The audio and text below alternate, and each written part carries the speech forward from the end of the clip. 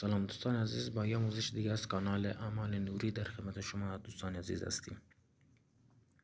در این ویدیو میخوام به شما عملی را یاد بدم که با انجام دادن آن عمل شما ساحر و جادوگر را در خوابتون ببینید و محل و موقعیت اون سحری که بر علیه شما شده پیدا کنی و بفهمید که اون سحر در کجا مخفی شده.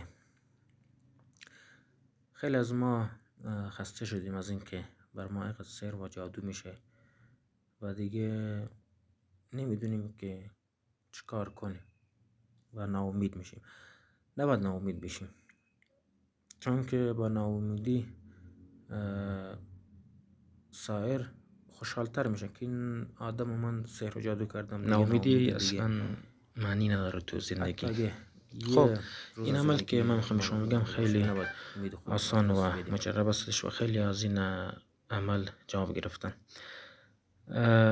این عمل اینطور است که شما باید قبل از خواب وضو بگیرین و 2 رکعت نماز نفل بخوانین، در دل خودتون نیت کنین نیت استخاره و نماز حاجت.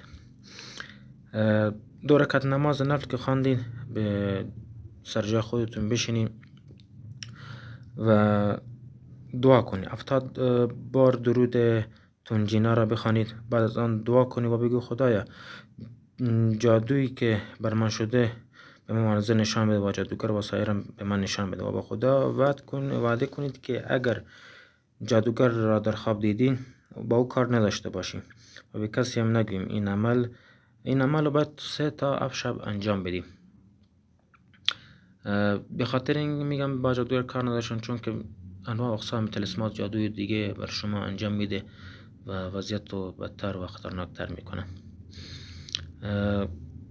و به هیچ کس هم نگی که من فلانی این کار کرده من پیداش کردم، نه. پس اگه سحر و پیداکاری نابودش کنید. همونطور که گفتم این عمل 3 تا 7 شب انجام میدین.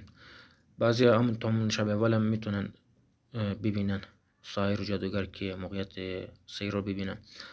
بعضی که مثلا روی تقاضش مثلا ضعیفه، اونا باید 1 شب 2 شب الی تا 7 شب این عمل رو انجام بدن و انشالله اون ساحر و جادوگر و مکان سحر رو تو خوابتون میبینید.